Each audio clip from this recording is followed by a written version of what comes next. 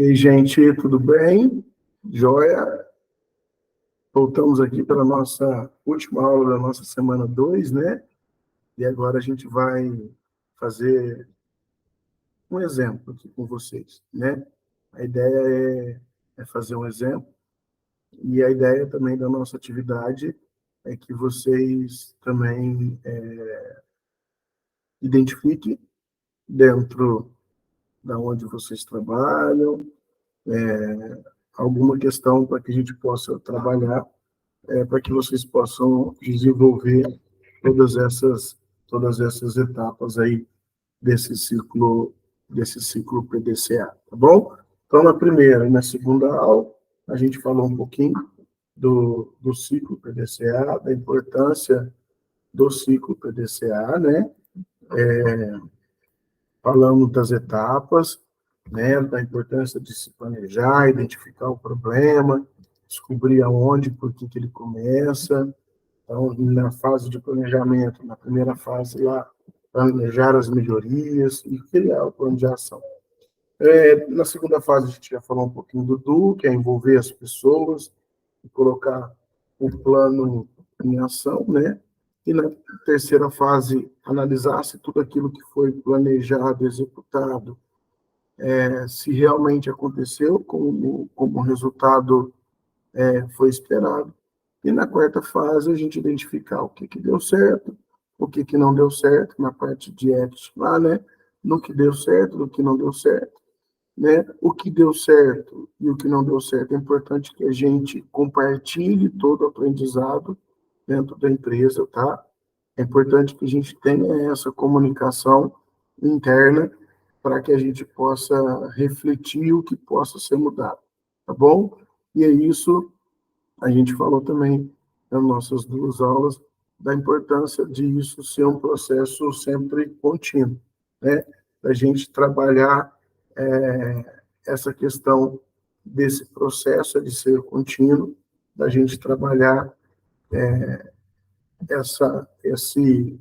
esse giro desse ciclo PDCA.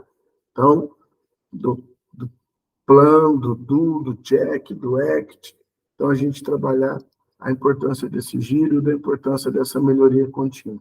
A gente trabalhar isso e tornar com que esse ciclo PDCA ele se torne mude para uma cultura organizacional, tá? É como se eu estivesse implantando uma cultura organizacional dentro da minha empresa. Então, isso é muito bacana e vai fazer com que a gente esteja sempre em evolução, tá bom?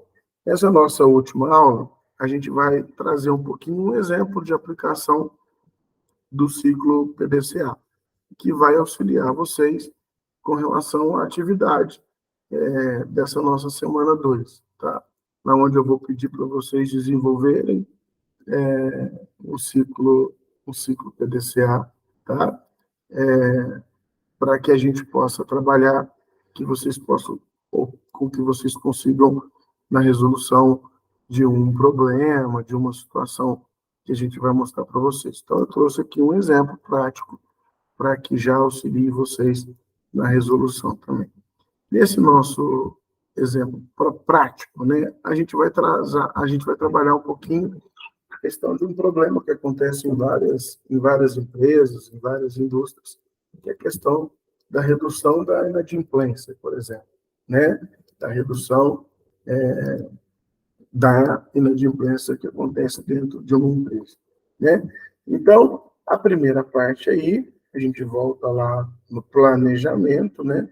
Então, qual que é o planejamento? O que nós vamos planejar, com que nós vamos, com que vai fazer com que a gente consiga executar. Primeiro, a gente vem as metas, né?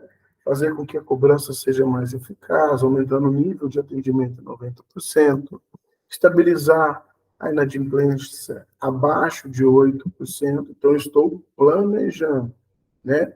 Eu estou planejando estabilizar a minha inadimplência para que ela fique abaixo dos 8%. Aumentar o quadro de funcionários em 50%. Dentro do planejamento, a gente entendeu que falta pessoas para que a gente possa resolver essa questão. Então, se faltam pessoas, eu preciso aumentar esse número de pessoas para que me auxilie na resolução dessa minha inadimplência dentro da minha empresa, que está cada vez mais alta, né? Aumentar a quantidade de material de trabalho, né? Atualizações dos softwares, melhorar o ambiente de trabalho. A gente sabe, né, quando a gente, vocês tiveram aí a disciplina de produtividade, a gente sabe que melhorar o meu local de trabalho, dar equipamento necessário, né, mostrar sistemas, né, isso pode melhorar a nossa eficiência, a nossa produtividade. Tá vendo que às vezes uma ação ela está sempre interligada à outra, né? Então, eu vou melhorar a minha qualidade do meu software que eu trabalho dentro da minha empresa, né? Eu vou melhorar o meu ambiente de trabalho, eu vou dar condições para que a gente possa trabalhar, né? Então, quais os métodos que nós vamos adotar? Melhorar a logística de entrega dos boletos junto aos meus clientes, planejar uma execução, uma negociação mais eficaz junto aos clientes, investir em infraestrutura, né? E estrutura, dar qualidade para poder fazer, né? Então, eu estou aqui planejando tudo o que nós vamos fazer com relação a esse meu problema, que é o aumento da minha a minha inadimplência está muito alta e eu preciso diminuir essa minha inadimplência. E aí, vamos fazer agora, né? Vamos colocar em prática. E aí, para colocar em prática, eu preciso envolver as pessoas e executar tudo aquilo que foi planejado. Então, educar e treinar. Contratação de funcionários capacitados com experiência para trabalhar com inadimplência. Verificar realmente os motivos das inadimplências e fazer renegociações desses débitos. Ministrar treinamento de capacitação. Pensa que a gente está trabalhando com um assunto aqui, no caso da inadimplência, né? A gente está trabalhando com um assunto que é delicado. A maneira de você cobrar essa pessoa que está devendo, a forma de você cobrar. Então, quando eu falo de educar e de treinar, é ter funcionários capacitados para que eles possam realizar essa atividade, né? E não simplesmente colocar qualquer pessoa para poder fazer isso. E aí, executar a tarefa, né? Gerar relatórios semanalmente ou diariamente. Às vezes, nesse caso aqui, a gente optou pela terceirização do envio dos boletos, disponibilizar aí uma máquina, um telefone para cada atendente. Isso agiliza o processo do que você tem que ficar esperando uma pessoa ligar ou não.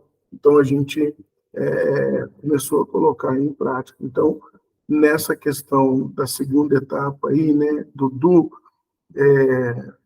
fazer, a gente começar a fazer, né? Tudo aquilo que foi planejado, a gente começar a fazer ele agora de uma maneira mais eficaz, tá? E aí a gente entra na terceira fase, que é a fase do check, onde eu vou verificar se tudo aquilo que foi planejado está sendo executado da maneira que a gente precisa poder fazer. Então, o que eu vou verificar com relação a essas questões? Analisar se os funcionários eles estão motivados, treinados e capacitados, verificar se os boletos estão sendo entregues nas datas previstas, verificar o funcionamento dessas máquinas, né? Das máquinas que eu falo, são as máquinas dos funcionários, se os sistemas que eu coloquei eles estão perfeitos em funcionamento. Aí, no caso, verificar, não atingimos a meta de 50% devido à maioria dos candidatos inscritos não apresentarem a qualificação necessária. Não conseguimos contratar funcionários porque eles não tinham a qualificação necessária para poder estar com a gente, né? E a gente ainda não conseguiu atingir a meta de 8% de inadimplência devido à falta de uma melhor negociação, a qual estamos nessa fase aí. Tá vendo como eu já estou checando? Eu planejei, executei, e agora eu já estou checando e já estou verificando.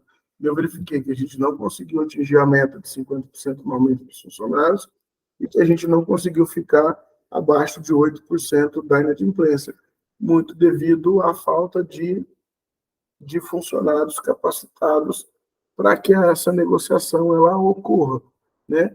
Então, a gente está trabalhando aí com uma faixa de 20%. Então, essa fase ela é muito importante e a gente vai acontecer. E aí, tratamento na parte de ECT, aí essas respostas e de falhas, né? Às vezes, contratar uma equipe de RH terceirizada para realizar essas contratações, né, visto que a nossa empresa, às vezes, não conseguiu realizar essas contratações da melhor maneira, e isso é normal, gente. Isso pode acontecer, né? Uma empresa terceirizada, especialista em processo seletivo, por exemplo, ela vai conseguir identificar dentro dos funcionários ou dentro dos candidatos o melhor perfil, né? Então, verificar novos métodos de negociação, visando a gente abaixar treinamentos específicos de negociação, né? A gente viu que a gente tem pessoas, mas que às vezes não sabem negociar, né? Então, a gente vai rever tudo isso. E também a gente vai rever a questão das metas do quadro de funcionários e da inadimplência. Às vezes é uma meta inalcançável, às vezes é uma questão que a gente não vai conseguir fazer. 8% é fora da nossa realidade, a gente vai conseguir chegar no máximo a 10%. Ótimo que a gente revise e que a gente trabalhe com um número novo. Por isso, dessa importância, né, que a gente fala com relação a esse ciclo ele estar acontecendo, né? A gente fazer com que esse ciclo ele aconteça. Então, a gente precisa colocar esse ciclo de PDCA aí funcionando para que a gente possa ter essa melhoria, tá bom? Então, a gente finaliza aqui a nossa aula de número 3, né? A nossa semana 2, com um exemplo prático de ciclo PDCA, e eu me coloco à disposição de vocês, caso vocês tenham alguma dúvida, tá bom? Então, até a próxima semana, valeu, bons estudos para vocês aí, tá? Um abraço, gente, até a próxima, até mais.